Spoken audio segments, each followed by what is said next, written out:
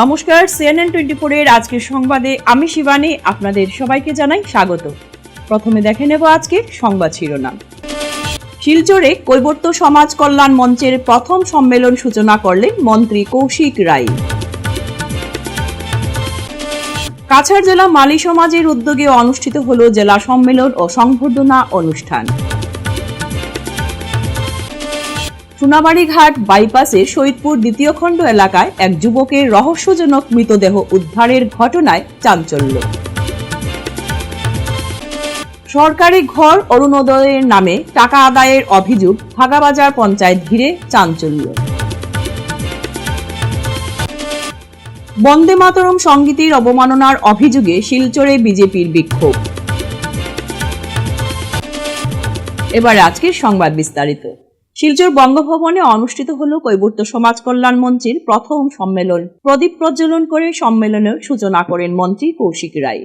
রবিবার 16 আগস্ট আয়োজিত এই সম্মেলনে সমাজের সার্বিক উন্নয়ন, শিক্ষা, সামাজিক অধিকার ও বিভিন্ন দাবি দাওয়া নিয়ে বিস্তারিত আলোচনা হয়। সম্মেলনে উপস্থিত বিশিষ্ট অতিথিরা কৈবর্ত সমাজের উন্নয়নে নিজেদের মতামত তুলে ধরেন। অনুষ্ঠানের মুখ্য বক্তা হিসেবে উপস্থিত ছিলেন অসম সরকারের মন্ত্রী কৌশিক রায়। এছাড়াও উপস্থিত ছিলেন উধারবন্দের বিধায়ক রাজদীপ গোয়ালা, শিলচরের বিধায়ক রাজদীপ রায়, হাইলাকান্দির বিধায়ক মিলন দাস, ধলাইয়ের বিধায়ক অমিয় কান্তি দাস, বিজেপির কাছাড় জেলা সভাপতি রূপম সাহা, জেলা পরিষদ সভাপতি কঙ্কন নারায়ণ শিকদার সহ কৈবর্ত সমাজের বিশিষ্ট ও গণ্যমান্য ব্যক্তিরা। সম্মেলনে কৈবর্ত সমাজকে কিভাবে আরো এগিয়ে নিয়ে যাওয়া যায়, শিক্ষা ও সামাজিক উন্নয়নের ক্ষেত্রে কি ধরনের পদক্ষেপ প্রয়োজন এবং সমাজের বিভিন্ন সমস্যা কিভাবে সমাধান করা সম্ভব তা নিয়ে উপস্থিত অতিথিরা নিজেদের মতামত ব্যক্ত করেন। এদিন শিলচরে রানী রাসমণির মূর্তি স্থাপন এবং কৈবর্ত সমাজের জন্য একটি কমিউনিটি সেন্টার নির্মাণের বিষয়ে আলোচনা হয়। এই দাবিগুলির বিষয়ে মন্ত্রী বিধায়করা প্রয়োজনীয় উদ্যোগের আশ্বাস দেন।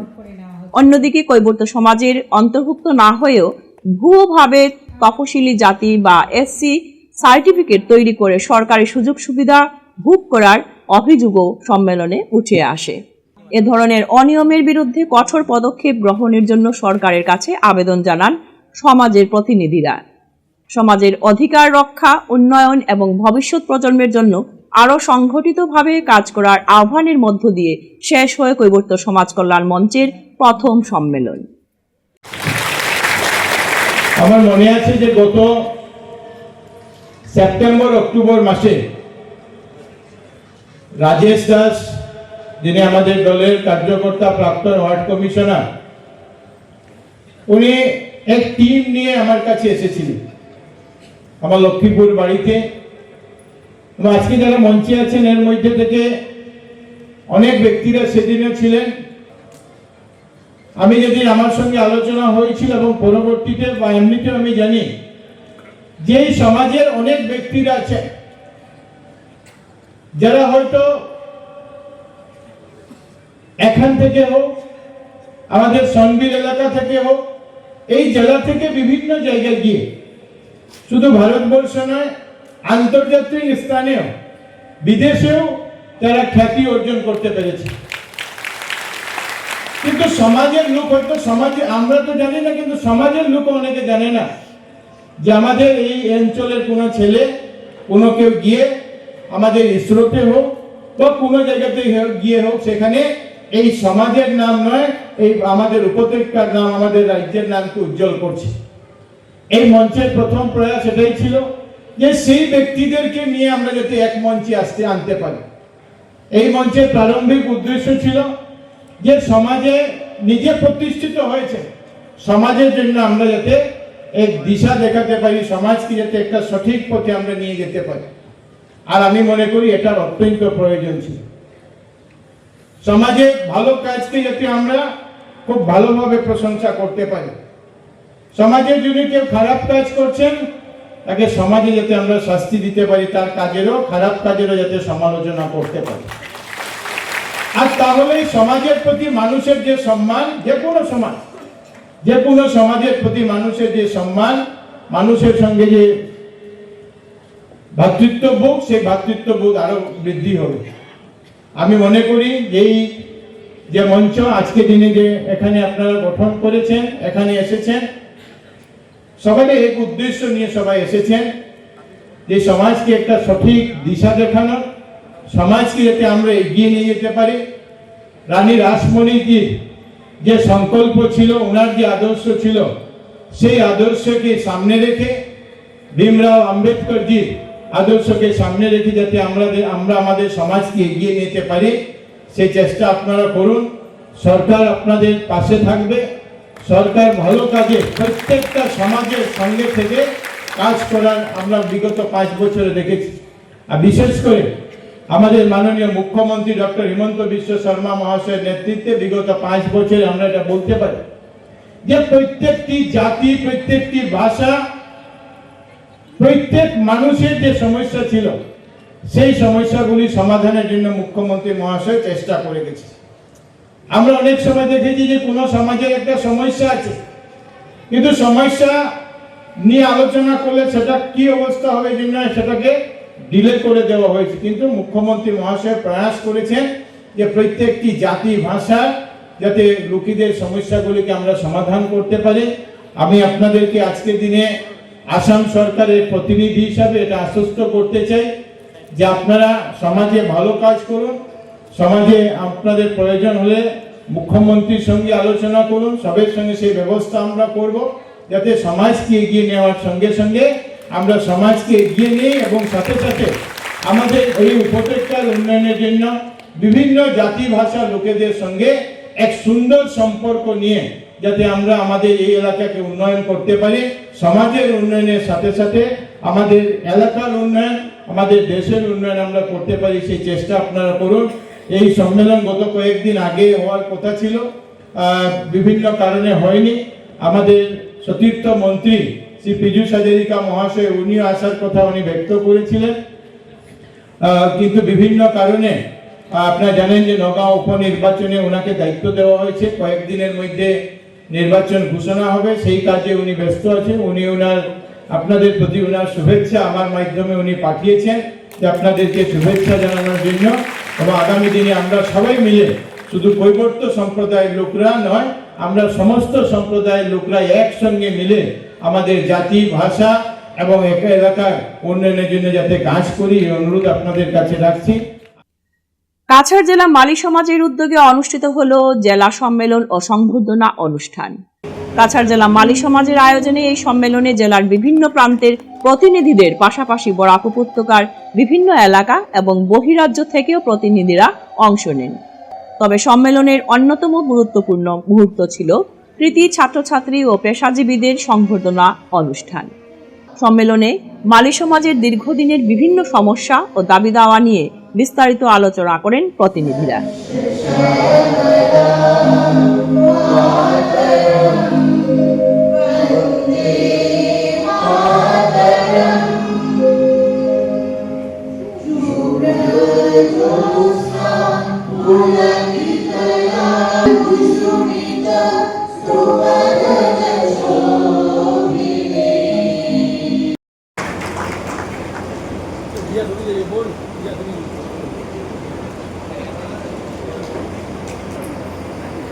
কাছাড়ের বাইরে থেকে আসা প্রতিনিধিগণ, এই সমাজের বিশিষ্ট ব্যক্তিগণ, সুধীমণ্ডলী, সাংবাদিক বন্ধুগণ, সবাইকে আমার শ্রদ্ধা নমস্কার জানাই।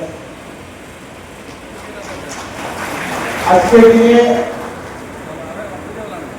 মাননীয় সভাপতি মহাশয় বলেছেন যে দীর্ঘ অনেক বছর পর তারা এরকম একটা আয়োজন করেছেন, আর আয়োজনের উদ্দেশ্য যাতে সবাইকে একসঙ্গে নিয়ে এই সমাজের উন্নয়নের জন্য কাজ করতে পারে।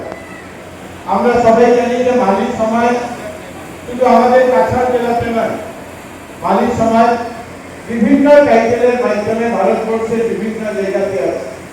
সেটা মধ্যপ্রদেশ বলুন, সেটা রাজস্থান বলুন, সেটা উত্তরপ্রদেশ বলুন, সেটা বিহার বলুন, সেটা আমাদের হরিয়ানা বলুন, বিভিন্ন জায়গাতে এই সমাজের বিভিন্ন ব্যক্তিরা, কেউ হয়তো মালি আছেন টাইটেলে, কেউ মালাকার আছেন, কেউ সাইনি দেখছেন, কেউ হয়তো কুশোহা দেখেন, কেউ হয়তো প্যাটেল দেখেন, বিভিন্ন পরিচয় বিভিন্ন লোকরা আছেন এবং সবার যে সবটা যে অরিজিনাল যেটা হলো সেটা হলো মালি। যেমন আমাদের এখানে অনেক আছে যারা মালাকার রয়েছে, কিন্তু সবাই এই বৃহত্তর যে মালি সমাজ, সেই মালি সমাজের অধীনে আমরা একসঙ্গে কাজ করে যাচ্ছি।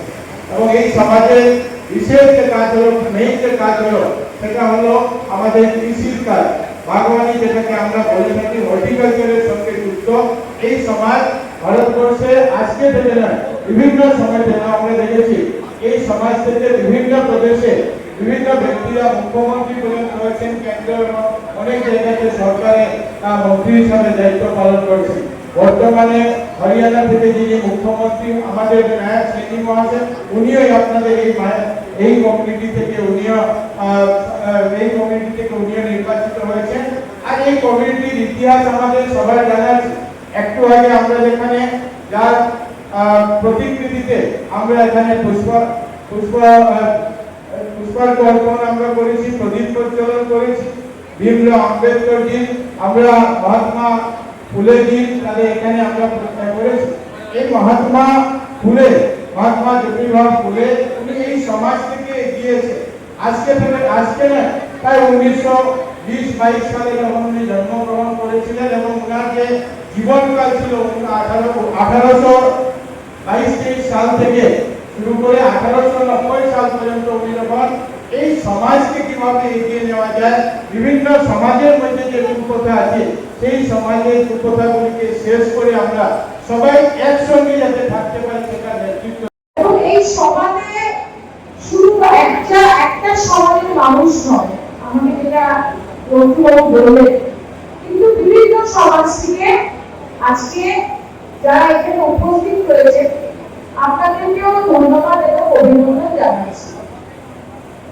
আমরা পার্লামেন্টে যখনই মেয়েদের শিক্ষা নিয়ে বক্তৃতা রাখি ছিল না, এবং সাবিত্রীবাই ফুলে প্রথম গার্লস স্কুল খুলে দেখা, এবং আজকে সবার মধ্যে এটা স্বীকার করতে হবে যে কাজটা পিছনে পড়া সমাজ বা অত্যন্ত কন্ট্রিবিউশন ছিল।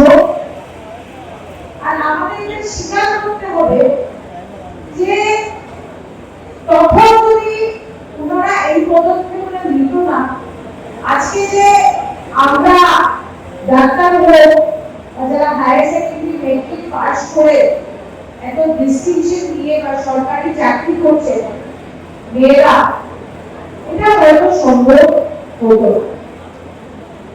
আমার হাতে আজকে একটা মেমোরেন্ডাম দেওয়া হয়েছে এবং সেই মেমোরেন্ডামের মধ্যে বিভিন্ন দাবি রয়েছে এবং আমি দাবিগুলো পড়ে দেখলাম। আমার বিশ্বাস যে হয়তো অনেকই দাবি রয়েছে, কিন্তু মূল তিনটে দাবি এই মেমোরেন্ডামে লেখা হয়েছে। আজকে আপনাদের সবাই বিধায়করা এসেছেন, সাংসদরা এসেছেন, মাননীয় মন্ত্রী আসাম সরকারের এসেছেন, আরেকজন মন্ত্রী আসবেন সভাতে। আমি মনে করি যে আমরা সবাই মিলিয়ে যদি আপনাদের এই দাবিগুলো নিয়ে সরকারের সম্মুখীন হই, সেই দাবিগুলো আপনাদের হয়ে আমরা রাখি, আমার বিশ্বাস যে এটা বাস্তবায়ন হতে হবে এবং হবে।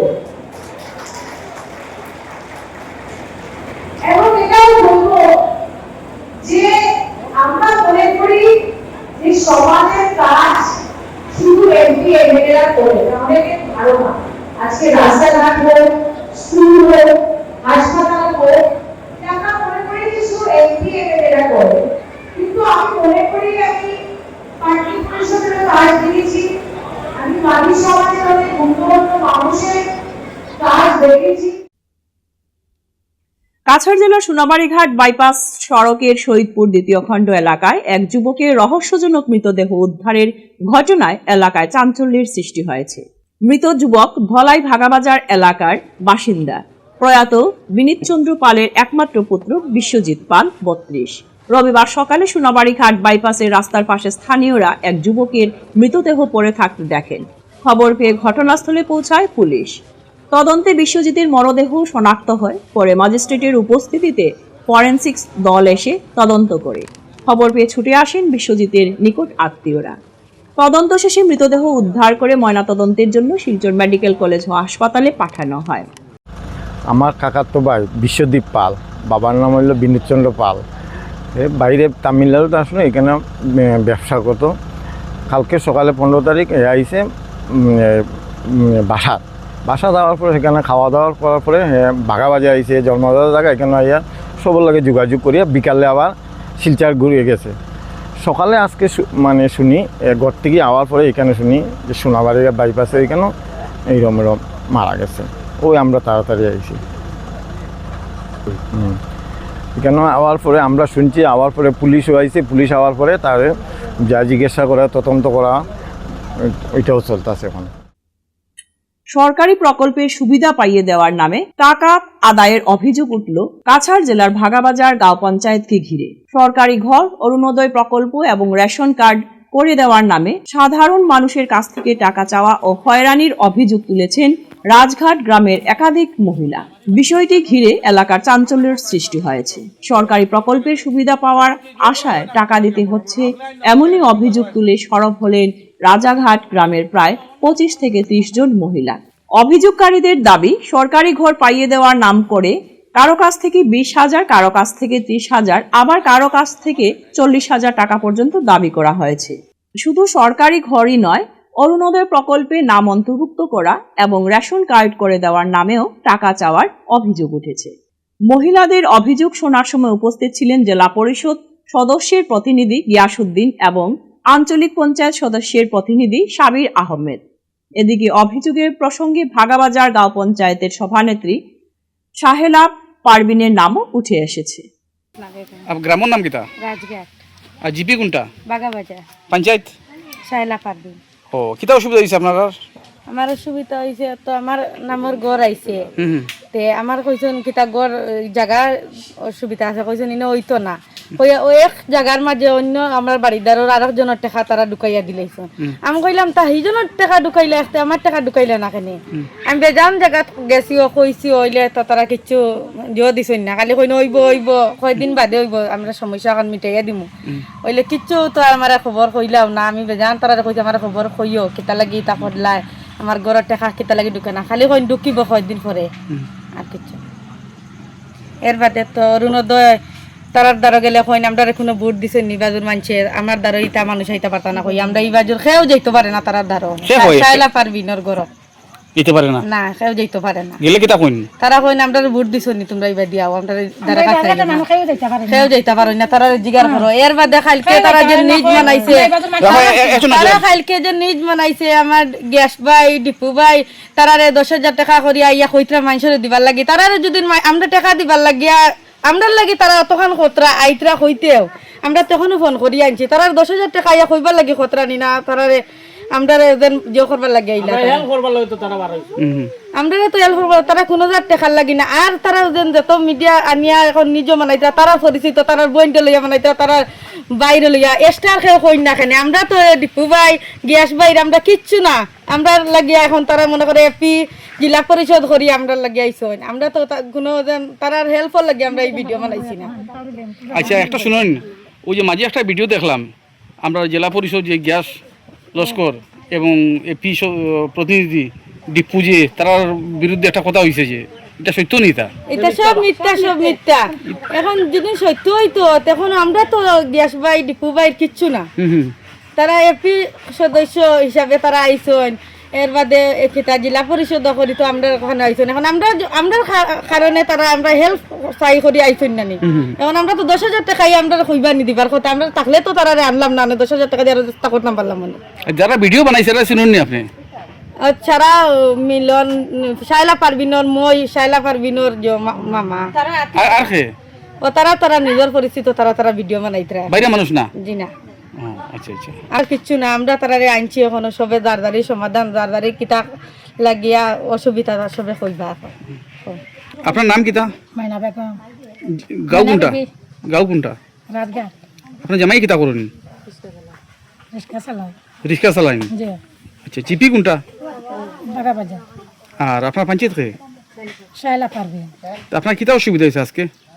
অসুবিধা তো আমরা কোনো সময় বিশেষ তারা বাইরে গেলে তারা কইবা তারা মানে খেয়ে শাইলা পারবি না বাড়াই মানে পঞ্চায়েত নি পঞ্চায়েত গেলে কইবা আমরা রাজঘাটের মানুষে তারারে ভোট দিছি না তে তারা বাইতে আমরা যাইতাম না অরুণোদয়ের কাগজ নিয়ে বেজান সময় আমি নেতারারে দিছি 2-3 বার করে তারা কইছে আমরা অরুণোদয় খাইবার লাগতি না ও বাদে তো দিছই না আমরা সরকারের কোনটা পাইও না আর আমরা যাইও না আমরা যাওয়ারও দরকার নাই তো আমরা খাজাম করিয়া খাইয়া এটা কারে দিন এটা আপনারা না দিলে এটা তো আমরা জানি না খারে দিতরা না দিতরা তার বড় জমাইয়া দিতরা সব তদন্ত করে দেখতে হবে না সারা পরিচিত সব মানুষের অরুণোদয় অরুণোদয় আছে আমরা ইবাদত করার অরুণোদয় নাই আমরা এই রাজঘাটের মানুষের খেরন নাই তার হসাইটা সবর আছে আপনারা ওই যে মানুষ জমা হয়েছেন যে জি। এটা মানুষ কিতা কাজ করুন এটা মানুষ এটা জামাই সব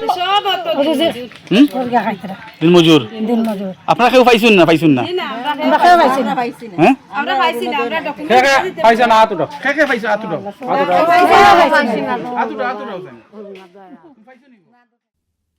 কংগ্রেসের বিরুদ্ধে বন্দে মাতরম সংগীতের অবমাননার অভিযোগ তুলে শিলচরে বিক্ষোভ কর্মসূচি পালন করল ভারতীয় জনতা যুব মোর্চা কাছাড় জেলা কমিটি। রবিবার শিলচরের ক্ষুদিরাম মূর্তির পাদদেশে আয়োজিত এই বিক্ষোভ কর্মসূচিতে বিজেপির বিভিন্ন শাখা সংগঠনের নেতাকর্মীরা অংশগ্রহণ করেন। বন্দে মাতরম সংগীতের অবমাননার প্রতিবাদে সরব বিজেপি। ভারতীয় জনতা যুব মোর্চা কাছাড় জেলা কমিটির উদ্যোগে শিলচরের ক্ষুদিরাম মূর্তির পাদদেশেও অনুষ্ঠিত হয় বিক্ষোভ কর্মসূচি। বিক্ষোভ কর্মসূচিতে উপস্থিত ছিলেন অসম সরকারের মন্ত্রী কৌশিক রায়, রাজ্যসভার সাংসদ কনাদপুর খায়স্ত, শিলচরের বিধায়ক রাজদীপ রায়, বিজেপির কাছাড় জেলা সভাপতি রূপম সাহা সহ যুব মোর্চা মহিলা মোর্চার নেতাকর্মীরা। যেভাবে কংগ্রেসের মুখ্য কার্যালয়ে আমরা দেখতে পেরেছি কংগ্রেসের যিনি সোনিয়া গান্ধী আছেন, যেভাবে আমাদের বন্দে মাতরম গীতকে ওরা ইনসাল্ট, ভারত মাতা কি, ভারত মাতা কি পরিপ্রেক্ষিতে কংগ্রেসের নেতৃবৃন্দ সোনিয়া গান্ধী, রাহুল গান্ধী, মল্লিকার্জুন খাড়গে তাদের বিরুদ্ধে আইনি ব্যবস্থা নেওয়া হোক, এই দাবিতে ভারতীয় জনতা পার্টির কাছাড় জেলার যুব মোর্চা এবং ভারতীয় জনতা পার্টির কাছাড় জেলা কমিটির উদ্যোগে আজকে আমরা এখানে আপনাদের সামনে এসেছি। যে আপনারা লক্ষ্য করেছেন যে গতকাল যখন ৮০তম স্বাধীনতা দিবস আমরা উদযাপন করছিলাম, তখন কংগ্রেসের মুখ্যালয়ে দিল্লিতে এই জাতীয় পতাকা উত্তোলনের আগে আমাদের যে রাষ্ট্রগীত বন্দে মাতরম, সেই বন্দে মাতরম যখন পরিবেশন হচ্ছিল, তখন সেখানে উপস্থিত কংগ্রেসের নেতৃবৃন্দ মল্লিকার্জুন খাড়গে, সোনিয়া গান্ধী এবং রাহুল গান্ধী মাঝপথে বন্দে মাতরম যে চলছিল সেটাকে বন্ধ করে দেন এবং পরবর্তীতে এই বন্দে মাতরম যাতে অসম্পূর্ণ থাকে তার নির্দেশও দেন। বন্ধুগণ, আজকে আমরা ভারতবাসী হিসেবে আজকে আমরা খুবই দুঃখিত যে আজকে যে রাষ্ট্র চেতনা, যে দেশপ্রেম, যে ত্যাগের বল স্বরূপে ভারতবর্ষ ব্রিটিশের যে দীর্ঘকালীন যে শাসন ছিল, সেই শাসন থেকে আমরা মুক্তি পেয়েছি এবং সেই শাসন থেকে মুক্তি লাভের জন্য যে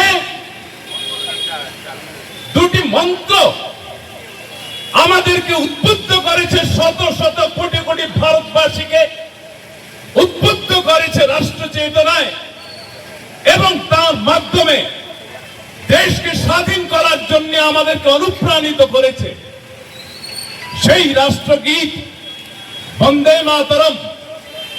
সেই বন্দে মাতরম যার অর্থ হচ্ছে হে মা, আমি তোমাকে বন্দন করি।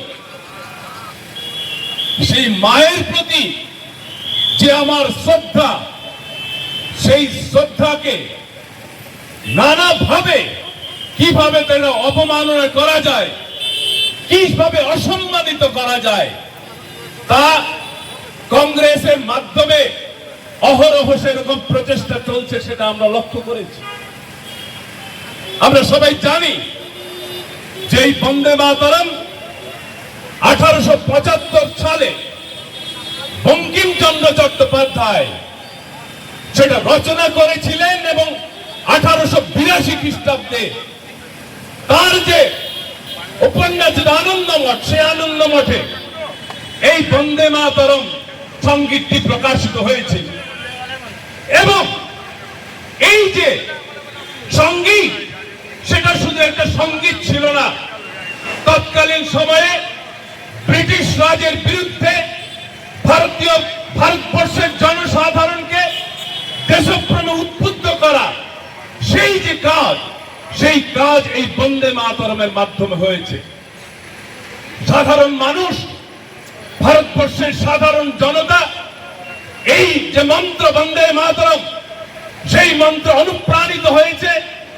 সেই মন্ত্র অনুপ্রাণিত হয়ে দেশের জন্য আত্মবলিদানের জন্য নিজেদেরকে তারা তৈরি করেছিলেন। এবং আমরা লক্ষ্য করেছি যে হাজার হাজার মানুষ, হাজার হাজার কোটি কোটি জনতা ব্রিটিশের বিরুদ্ধে তারা পথে নেমেছিলেন। ব্রিটিশকে এই শাসন ব্যবস্থা এখান থেকে উৎপাটনের উদ্দেশ্যে তারা আন্দোলনে নেমেছিলেন। এবং তার পরবর্তীতে আমরা লক্ষ্য করেছি যে এই বন্দে মাতরম, এই ধ্বনি ব্রিটিশকে এই দেশ ছাড়তে বাধ্য করেছিল। ফিরছি একটি বিরতির পর, আপনারা সঙ্গে থাকুন। বেস্ট কেয়ার মেডিকোস আপনাদের দীর্ঘস্থায়ী এবং সুস্থ জীবনের দিকে আরো এক কদম এগিয়ে দিতে আমরা বদ্ধপরিকর। আমরা বেস্ট কেয়ার মেডিকোস। আমাদের ঠিকানা ইটখোলা, অপোজিট দুর্গা মন্দির। যোগাযোগ 8472804476 অথবা 9707585025। এখানে যে কোনো ধরনের ওষুধের উপর আপনি পেয়ে যাবেন ফ্ল্যাট 20% ডিসকাউন্ট। এছাড়াও আমাদের সমস্ত ওষুধ একেবারে অরিজিনাল। আপনারা বেস্ট দামে, বেস্ট মূল্যের ওষুধ পাবেন বেস্ট কেয়ার মেডিকোসে। ফিরে এলাম বিরতির পর। বাঁশকান্দির যুবকের স্বাবলম্বী হওয়ার উদ্যোগ, নতুন ডায়েরি ফার্ম খুলে দুধ, দই ও পিওর ঘি বিক্রি শুরু। নিজে স্বাবলম্বী হওয়ার পাশাপাশি এলাকার মানুষের কাছে মানসম্মত দুগ্ধজাত পণ্য পৌঁছে দেওয়ার লক্ষ্য নিয়ে নতুন উদ্যোগ গ্রহণ করছেন বাঁশকান্দির যুবক তমিজউদ্দিন লস্কর। নিজের উদ্যোগে ডায়েরি ফার্ম গড়ে তুলে ইতিমধ্যে দুধ, দই ও পিওর ঘি বিক্রি শুরু করেছেন তিনি। বর্তমান সময়ে কর্মসংস্থানের অভাবের কারণে অনেক যুবক যেখানে চাকরির সন্ধানে ছুটছেন, সেখানে নিজের উদ্যোগে ব্যবসা শুরু করে স্বাবলম্বী হওয়ার পথ বেছে নিয়েছেন তমিজউদ্দিন। তার এই উদ্যোগ শুধু ব্যক্তিগতভাবে স্বাবলম্বী হওয়ার প্রচেষ্টা নয়, একই সঙ্গে স্থানীয়ভাবে দুগ্ধজাত পণ্যের চাহিদা পূরণেরও একটি উদ্যোগ। তমিজউদ্দিন লস্করের ডায়েরি ফার্মে বর্তমানে দুধ, দই এবং পিওর ঘি পাওয়া যাচ্ছে। স্থানীয় মানুষজন যাতে সহজেই দুধ ও দুগ্ধজাত পণ্য সংগ্রহ করতে পারেন, সেই লক্ষ্যেই এই উদ্যোগ শুরু করা হয়েছে। উদ্যোক্তার আশা, আগামী দিনে মানুষের চাহিদা বাড়লে ডায়েরি ফার্মের পরিধিও আরো বাড়ানো হবে। পাশাপাশি এই ধরনের উদ্যোগ ভবিষ্যতে কর্মসংস্থানের সুযোগ তৈরি করার ক্ষেত্রেও গুরুত্বপূর্ণ ভূমিকা রাখতে পারে। বাঁশকান্দির যুবক তমিজউদ্দিন লস্করের এই স্বাবলম্বী হওয়ার উদ্যোগকে ঘিরে ইতিমধ্যেই স্থানীয়ভাবে আগ্রহ তৈরি হয়েছে। নিজের পায়ে দাঁড়ানোর পাশাপাশি এলাকার মানুষের জন্য মানসম্মত দুগ্ধজাত পণ্য সরবরাহের তার এই প্রচেষ্টা আগামী দিনে আরো বড় আকার নেবে, এমনটাই প্রত্যাশা। ডায়েরি ফার্মটা রূপশ্রী ডায়েরি ফার্ম, এই ফার্মটা আমি নিজে করছি। আমি একজন বিকলাঙ্গ মানুষ, আর বর্তমানে সরকার বাহাদুরের নিয়ম অনুযায়ী পালন করে আমি ডায়েরি ফার্মটা চালু করেছি। বর্তমানে আমার ফেসবুকে ফলোয়ার আছে অনুমান 3 লক্ষ। আমি দুধ বিক্রি করে এই বিকলাঙ্গ মানুষ পরিবারকে কানি খরচ দিয়ে বাঁচাইতেছি। আর আমি শিলচর এনকেনাথ টাউন ব্রাঞ্চের এনকেনাথ স্যারকে আমি দুধ, দই, পনির ইত্যাদি দেই। আর ওসি একজনকেও দেই। আর বর্তমানে আমার 3 জনকে সদর থানায় দেই, দুধ, দই, পনির ইত্যাদি দেই। আর এসপি অফিসে আরও 3 জনকে দুধ, দই আমি বিতরণ করি। এরা হইল ওসি স্টাফের লোক। আর আপনার যে এই যে ফার্মটা খুললেন কয় মাস হয়েছে? 2 মাস। 2 মাস আপনার কি লোন নিয়ে? লোন তো আমার হয়েছে, লোন হয়েছে গুয়াহাটি ডাইরেক্টর থেকে লোন দিবে বলেছে। আমি প্রথম নিজের পায়ে দাঁড়িয়েছি, কিছু লোন নিয়েছি আমি। আর ডাইরেক্টর থেকে আমাকে 25 লক্ষ টাকা লোন দেওয়ার কথা হয়েছে। আর এখন আমি দুধ, দই, পনির ইত্যাদি দেই অর্ডারের মাধ্যমে। যে কোনো লোকে পূজায় ঈদে পরবে নিতে পারবে, কোনো অসুবিধা নাই। আমি গৌহাটিতে পাঠাই 2400 টাকা কিলো পিওর গীত। এখন বর্তমানে কতটা গরু আছে? বর্তমানে এখন আজকে যেটা আপনাকে দেখাইছি এটা হইলো বর্তমানে 7টা ট্রেনিং হোল্ডার গরু আছে। আরও আমার ভেটেনারি ডাক্তার মহাশয় বলেছেন আরও 17টা গরু আপনাকে দেওয়ার পরে আমার লোনটা হয়ে গেলে আমি 17টা গরু আরও পালন করব। হ্যাঁ, আরও কতটুকু আছে আপনার? হ্যাঁ, জায়গা গরিব মানুষ, খুব কম জায়গা, এটা নিয়ে পরিবার সঞ্চিত করি। আজকের সংবাদ এ পর্যন্তই। নমস্কার।